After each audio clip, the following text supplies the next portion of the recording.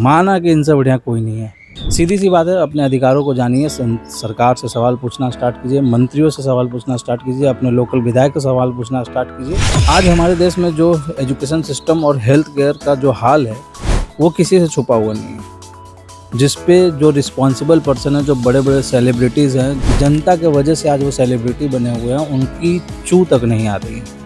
उसमें से भी अगर आप किसी सेलिब्रिटी से पूछ लो कि सर आपकी क्या ओपिनियन है, आपका क्या राय है इस पे, तो बोलते हैं भाई आई एम आर्टिस्ट ब्रो, मुझे इन सब चीज़ों से दूर रखो। तो आर्टिस्ट की अगर बात है ना, दिलजीत सर, तो विशाल ददलानी सर भी आर्टिस्ट हैं, शेखर सुमन सर भी आर्टिस्ट हैं, और बहुत सारे लोग हैं जो सपोर्ट में भी खड़े हैं। लेकिन लोग आप लोगों से उम्मीद करते हैं, क्योंकि लोगों का हक बनता है आपको कि आप उनके प्रॉब्लम्स में उनके साथ खड़े रहो।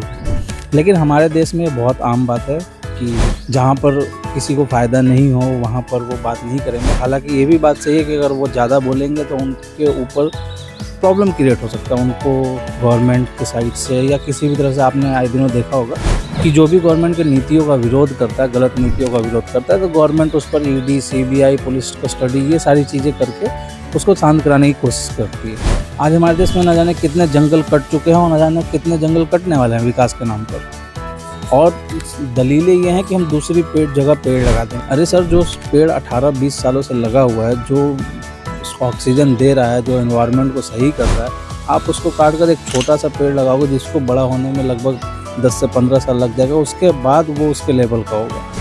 तो आप कैसे उसको जस्टिफाई कर पाओगे? बिहार में अलग ही चल रहा है, सीधा रूट एक्सप्रेसवे के लिए पास होता है तो कुछ नेता मंत्री जी के जगह ज़मीन आ जाता है रिश्तेदारों का, तो उसको मोड़ कर दूसरे रास्ते से ले जाया जाता है, जिसमें स्कूल टूटते हैं, जिसमें बहुत सारे 150 परिवार के घर टूटेंगे। ये सारी चीज़ें मतलब अभी हमारे देश में चल रहा है। मतलब आम जनता इज़ लाइक कीड़े मकोड़े, मतलब हम लोग कुछ नहीं है भाई, उस कभी भी कुचल दिए जाएंगे, क्योंकि लोगों को अब आदत हो चुकी है चुप रहने की।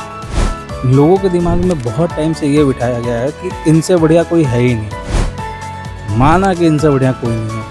लेकिन भाई अगर ये काम नहीं कर रहे तो इनसे काम करवाओ। इनसे बढ़िया का मतलब क्या होता है? काम करने के लिए आए ना। लेकिन उस पर भी लोग नहीं बोलते, अरे ठीक है जो है चल रहा है।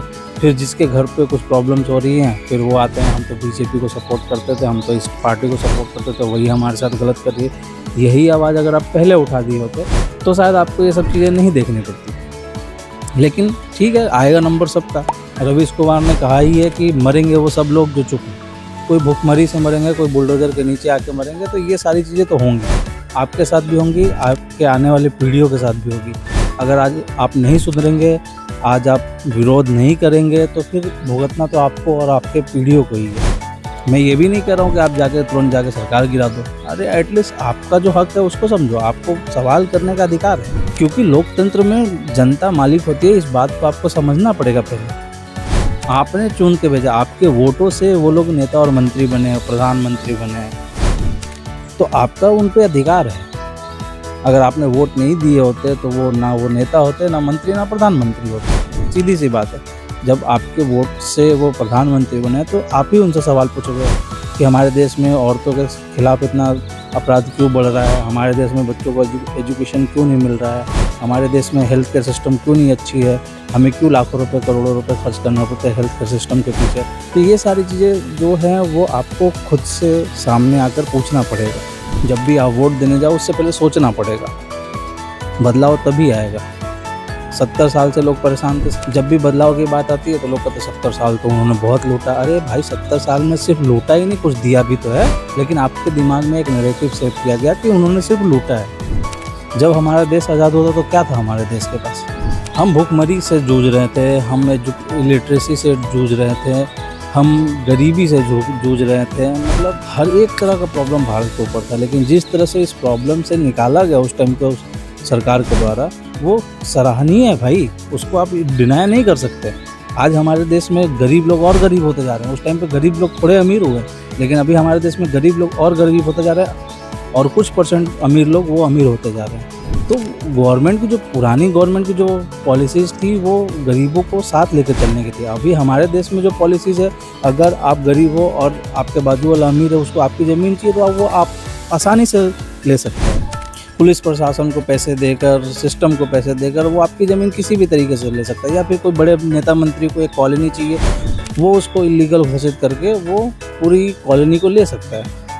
लेकिन इस तरह की जो नीतियाँ थी वो पहले की सरकारों में नहीं थी। अभी डेवलपमेंट के नाम पर क्या किया जा रहा है, पूरी की पूरी बस्ती उजाड़ दी जा रही है। लेकिन उसमें इंसान रहते हैं ना, जानवर तो रहते नहीं कि आप एक जगह से दूसरी जगह मूव कर दोगे उनको। अब मूव भी तो नहीं कर रहे हो एटलीस्ट आप, अगर उनको प्रॉपर एक सुविधा के साथ अगर आप उसको हटाते हो, चलो ठीक है, गलती थी उनकी, उन्होंने गलत जगह पे अपनी ज़मीन बनाई, अब अवैध जगह पे उन्होंने अपना घर बनाया।